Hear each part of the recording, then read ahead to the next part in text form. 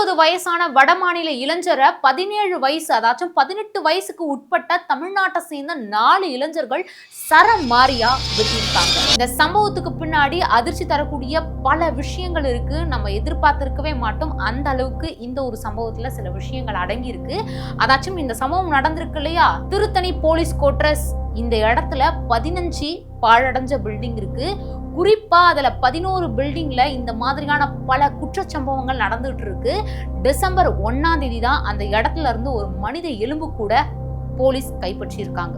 இப்போ உங்களுக்கு புரிஞ்சிருக்கும், இந்த சம்பவம் சின்ன ஒரு சம்பவம் கிடையாது. இதுக்கு பின்னாடி ஒரு மிகப்பெரிய ஒரு விஷயம் இருக்கு அப்படிங்கிறது. இதை பத்தி தான் இன்னைக்கு இந்த வீடியோல பார்க்க போறோம். ரிஃப்ளெக்ட் நேயர்களுக்கு வணக்கம். நான் உங்கள் ரக்ஷயா பார்த்தி.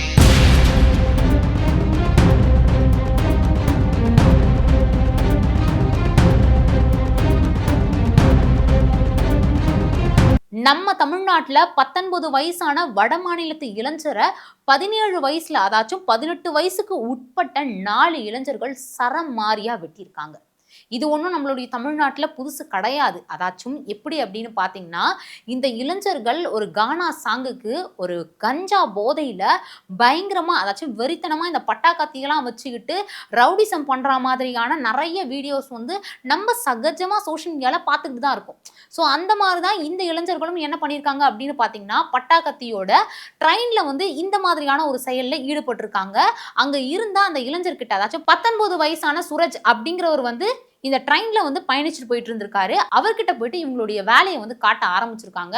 அதாச்சும் பட்டாக்கத்தியெல்லாம் வச்சு அவரை வெட்ட போற மாதிரியான சில வீடியோஸ்லாம் இவங்க எடுத்திருக்காங்க. இதை பார்த்து அந்த இளைஞர் தட்டி கேட்டிருக்காரு. என்ன ஏன் அப்படி எடுக்கிறீங்க அப்படிங்கிற ஒரு விஷயத்த அவர் தட்டி கேட்டது தான் அந்த இடத்துல வந்து ஒரு பிரச்சனை. அங்கேயே என்ன பண்ணியிருக்காங்க அப்படின்னு பார்த்தீங்கன்னா, இவங்க அங்கேருந்து இறக்கி கூட்டிட்டு போயிட்டு ஒரு பகுதி அதாச்சும் நான் முன்னாடியே சொன்ன மாதிரி போலீஸ் கோட்ரஸ் கிட்ட இந்த மாதிரியான ஒரு செயலை செஞ்சிருக்காங்க. இது ஒன்றும் நான் முன்னாடியே சொன்ன மாதிரி நம்ம தமிழ்நாட்டில் புதுசு கிடையாது. ஏன்னா பல இளைஞர்கள் கஞ்சா போதையில இந்த மாதிரியான விஷயங்களை தொடர்ந்து பண்ணிக்கிட்டு தான் இருக்காங்க. இந்த ரீல்ஸ் பண்ணி இந்த மாதிரியான வீடியோஸை வெளியிட்டு இப்படிப்பட்ட ஒரு குற்றத்தை பண்ணியிருக்காங்க இல்லையா இந்த 4 இளைஞர்கள், அவங்களுடைய இன்ஸ்டாகிராம் பக்கம் நீங்க போனீங்கனாலும் இந்த மாதிரியான வீடியோவை நீங்க அடுத்தடுத்து பார்க்கலாம். கானா பாட்டுக்கு வந்து பயங்கரமா ரவுடிசம் மாதிரி பண்ணிக்கிட்டு தான் தான் பெரிய ஆளு, மற்றவங்க எல்லாருமே நமக்கு கீழே தான் அப்படிங்கிற மாதிரி சுத்தக்கூடிய ஒரு இளைஞர்கள் தான் இவங்க எல்லாருமே. இவங்களுடைய அம்மா அப்பாலாம் எடுத்துக்கிட்டிங்கன்னா கூலி வேலைக்கு போகக்கூடிய ஒருத்தவங்களா இருப்பாங்க.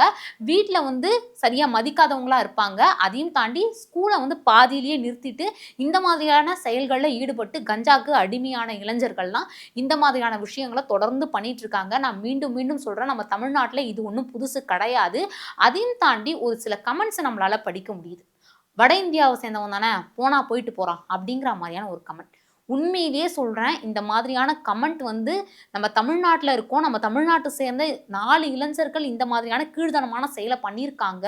பண்ணிட்டு அதுவும் ஒரு வட மாநிலத்திலிருந்து இங்கே வேலைக்காக வந்த ஒரு பையன், 19 வயசுல இருக்கக்கூடிய ஒரு பையனை நம்ம தமிழ்நாட்டில் 17 வயசுல தருதலையா சுத்திட்டு இருக்கக்கூடிய 4 நபர்கள் இந்த மாதிரியான ஒரு செயலை செஞ்சிருக்காங்க அப்படின்னா, வட மாநிலத்தை சேர்ந்தவன் தானே அப்படின்னு சொல்லிட்டு நம்ம கமெண்ட் பண்றதுல எந்த விதமான அர்த்தமும் கிடையாது. அதை சிந்திச்சு அதுக்கான கமெண்ட்ஸை வந்து பண்ணுங்க. இந்த மாதிரியான ஒரு சம்பவம் வட மாநிலத்தை சேர்ந்த ஒரு இளைஞருக்கு தானே நடந்திருக்கு அப்படின்னு யோசிச்சிங்கன்னா கண்டிப்பா கிடையாது. தமிழ்நாட்டில் இருக்கக்கூடிய எத்தனையோ அப்பாவி பொதுமக்களுக்கு இந்த மாதிரியான பல இடையூறுகள் இந்த மாதிரியான இளைஞர்கள் தொடர்ந்து கொடுத்துக்கிட்டு தான் இருக்காங்க. ட்ரெயின்லேயே வந்து பொதுமக்கள் பல பேருமே உட்காந்துட்டு இருக்கும் போது இந்த மாதிரியான கேவலமான ரீல்ஸை பண்றது மட்டும் இல்லாம பட்டாக்கத்தியோட திரியிறது, அதுவும் கஞ்சா போதையில இருந்திருக்காங்க. காலை வந்து ட்ரெயினுக்கு கீழே தேய்ச்சிக்கிட்டே போறது, இந்த மாதிரியான வீடியோஸை நம்ம தொடர்ந்து பார்த்துட்டு தான் இருக்கோம். இன்னொரு குறிப்பான விஷயம், இந்த மாதிரியான செயல்கள் அவங்க எப்படி செய்யறாங்க, இதுக்கு பின்னாடி இருக்கக்கூடிய விஷயங்கள் ஒவ்வொன்றும் எடுத்துக்கோங்க. அவங்க கையில பட்டாக்கத்தி ஃபர்ஸ்ட் வந்திருக்கு. அதையும் தாண்டி அவங்க கஞ்சா போதையில இருந்திருக்காங்க. கஞ்சா போதை தடை செய்யப்பட்ட ஒரு போதைப் பொருள். அது எப்படி 17 வயசான அந்த இளைஞர்கள் கைக்கு போச்சு? பட்டாக்கத்தி இன்னொரு ஒரு விஷயம். இந்த மாதிரியான ரீல்ஸை அவங்க இப்போ இல்லை, ஸ்டார்டிங்ல இருந்தே பண்ணிட்டு தான் வந்துட்டு இருக்காங்க. அப்போ ஸ்டார்டிங்ல இருந்தே இவங்களுக்கான ஒரு கண்டிப்பு அப்படிங்கிறது சுத்தமா இல்லாம இருந்திருக்கு. ஸோ இந்த ஒரு விஷயத்த வந்து அங்க இருக்கக்கூடிய ஒரு ரயில்வே ஸ்டேஷன்ல இருக்கக்கூடிய ஒரு போலீஸ் கூட தட்டி கேட்காம இருந்த ஒரு விஷயம் தான் நமக்கு இன்னுமே பெருசா அதிர்ச்சி தரக்கூடிய ஒரு சம்பவமா இருக்கு. கரெக்டா 27ஆம் தேதி சென்னை டு திருத்தணி இந்த ட்ரெயின்ல வந்து ஒரு வட மாநிலத்தை சேர்ந்த ஒரு இளைஞர் வந்து டிராவல் பண்ணிட்டு போயிட்டு இருந்திருக்காரு. அங்க நான் முன்னாடியே சொன்ன மாதிரி வழக்கமா இந்த மாதிரி திரிவாங்க இல்லையா, இந்த 17 வயசுல இருக்கக்கூடிய 4 இளைஞர்கள் டிராவல் பண்ணி வந்திருக்காங்க. இந்த 4 இளைஞர்கள் யார் யார் அப்படின்றத நான் உங்களுக்கு கிளியரா சொல்றேன். ஃபர்ஸ்ட் ஒருத்தன் இவன் எந்த ஏரியாவை சேர்ந்தவன் அப்படின்னு பாத்தீங்கன்னா திருவலங்காடு அரிச்சந்திரபுரத்தை சேர்ந்த ஒரு 17 வயசுல இருக்கக்கூடிய ஒருத்தன். அடுத்தபடியா அரக்கோணத்தை சேர்ந்த 17 வயசுல இருக்கக்கூடிய ஒருத்தன். இன்னொருத்தன் திருத்தணி நெமிலியை சேர்ந்த 17 வயசு ஒருத்தன். இப்படி இன்னொருத்தனும், இப்படி 4 பேரும் அந்த ஒரு ட்ரெயின்ல பயணிச்சுட்டு வந்துட்டு இருக்காங்க. இவங்க என்ன பண்ணியிருக்காங்க அப்படின்னு பார்த்தீங்கன்னா, இந்த பட்டாக்கத்தியோட அந்த இளைஞர், வட மாநிலத்து இளைஞர் உட்காந்துட்டு இருந்தான் இல்லையா, அவங்ககிட்ட போய் அவனை வெட்டுற மாதிரி வீடியோ எடுத்திருக்காங்க. அதை அவன் தட்டி கேட்டிருக்கான். உடனே என்ன பண்ணியிருக்காங்க அப்படின்னு பார்த்தீங்கன்னா, அங்கேயே இவனை பயங்கரமாக அடிச்சிருக்காங்க. அடிச்சுட்டு திருத்தணி போலீஸ் குவார்டர்ஸ் கிட்ட இந்த பையனை கூட்டு போயிருக்காங்க. திருத்தணி மதில் சுவர்கிட்ட கரெக்டாக வச்சு இந்த பையனை அங்கே சரம் மாதிரியா வெட்டியிருக்காங்க. வெட்டி முடிச்சுட்டு இவனுங்க போயிட்டு இருக்கானுங்க. போனதுக்கு அப்புறமா அங்க இருக்கக்கூடிய மக்கள் யாரோ ஒருத்தர் இந்த மாதிரியான ரத்த வெள்ளத்துல இருக்காங்களே அப்படிங்கிறத பார்த்து அவங்க போலீஸ்க்கு இன்ஃபார்ம் பண்ணி அப்புறமா போலீஸ் வந்து என்ன நடந்துச்சு அப்படிங்கிறத வந்து விசாரிக்க ஆரம்பிக்கிறாங்க. அதுக்குள்ளார இந்த இளைஞர்கள் இந்த ஒரு வீடியோவை ஒரு கானா சாங்கோட பயங்கர வைபா வந்து என்ன பண்ணியிருக்காங்க அப்படின்னு பார்த்தீங்கன்னா ரீல்ஸா வெளியிட்டு இருக்காங்க. இதான் இந்த இடத்துல நடந்த ஒரு விஷயம். ஆனா நான் முன்னாடியே சொன்ன மாதிரி இதுல பல விஷயங்கள் இருக்கு இல்லையா, அதெல்லாம் நம்ம இப்ப அடுத்தடுத்து பார்க்கலாம். இந்த கொடூரமான சம்பவம் நடந்த ஒரு இடத்த மட்டும் பார்த்துக்கோங்க. திருத்தணியில் இருக்கக்கூடிய போலீஸ் குவார்டர்ஸ். இந்த போலீஸ் குவார்டர்ஸ் கிட்ட கிட்டத்தட்ட 15 பாழடைஞ்ச பில்டிங் வந்து இருந்திருக்கு. அதில் குறிப்பாக ஒரு 11 பில்டிங்கில் இந்த மாதிரியான சம்பவங்கள் தொடர்ந்து நடந்துட்டு இருக்கிறதா அங்கே இருக்கக்கூடிய பல மக்களுமே நமக்கு தெரிவிச்சிருக்காங்க. அதையும் தாண்டி 20ஆம் தேதி, டிசம்பர் 20ஆம் தேதி அங்க இறந்து போன ஒரு மனுஷனுடைய மனித எலும்பு கூட போலீஸ் கைப்பற்றியிருக்காங்க. ஸோ இதை தொடர்ந்து 27ஆம் தேதி இப்படிப்பட்ட ஒரு சம்பவத்தை 17 வயசுல இருக்கக்கூடிய 4 இளைஞர்கள் ஒரு வட மாநிலத்தை சேர்ந்த இளைஞருக்கு பண்ணியிருக்காங்க. அங்க இருக்கக்கூடிய மக்கள் சொல்லக்கூடிய விஷயங்கள் என்ன அப்படின்னு பார்த்தீங்கன்னா, அங்க நடந்து வர ஆண்களுக்கே அந்த இடத்துல பாதுகாப்பு கிடையாது. அப்படி இருக்கிற பட்சத்துல அங்க பெண்களுக்கு என்ன பாதுகாப்பு இருக்கும்? கரெக்டா டிசம்பர் 1ஆம் தேதி ஒரு மனித எலும்பு கூட எடுத்திருக்காங்க. இதுவே பெருசா ஒரு பேசக்கூடிய ஒரு விஷயம். அங்கேயே போலீஸ் எந்த ஒரு நடவடிக்கையும் எடுக்கல. அது எடுக்காம இருந்து கரெக்டா அடுத்தபடியா இந்த ஒரு சம்பவம் நடந்திருக்கு. இந்த இடத்துல போலீஸ் பெருசா எந்த ஒரு நடவடிக்கையுமே எடுக்கல அப்படிங்கிற ஒரு குற்றச்சாட்டை தொடர்ந்து அவங்க முன்வைக்கிறாங்க. அங்க சிசிடிவி கேமராவும் கிடையாது. இது ஒரு பக்கம்.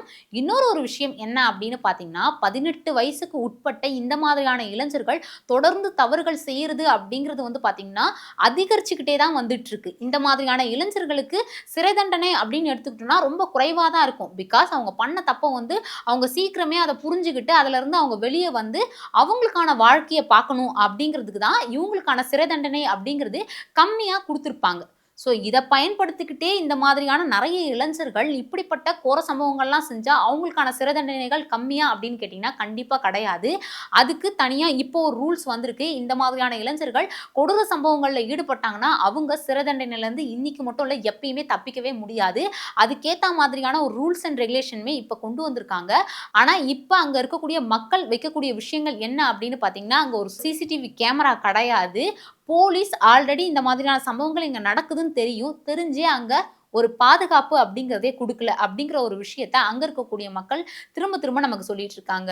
இந்த கோர சம்பவத்தை பண்ணாலே 4 பேர், அதுல ஒருத்தன், அதாச்சும் நான் முன்னாடியே சொல்லியிருப்பேன், திருவலங்காடு அரிச்சந்திரபுரத்தை சேர்ந்த 17 வயசுல இருக்கக்கூடிய அந்த ஒரு இளைஞர் வந்து ஆல்ரெடி போலீஸ் கிட்ட மாட்டியிருக்கான். அதுவும் என்னன்னு பாத்தீங்கன்னா திருட்டு கேஸ். அவன் மேல ஆல்ரெடி திருட்டு கேஸ் இருந்திருக்கு.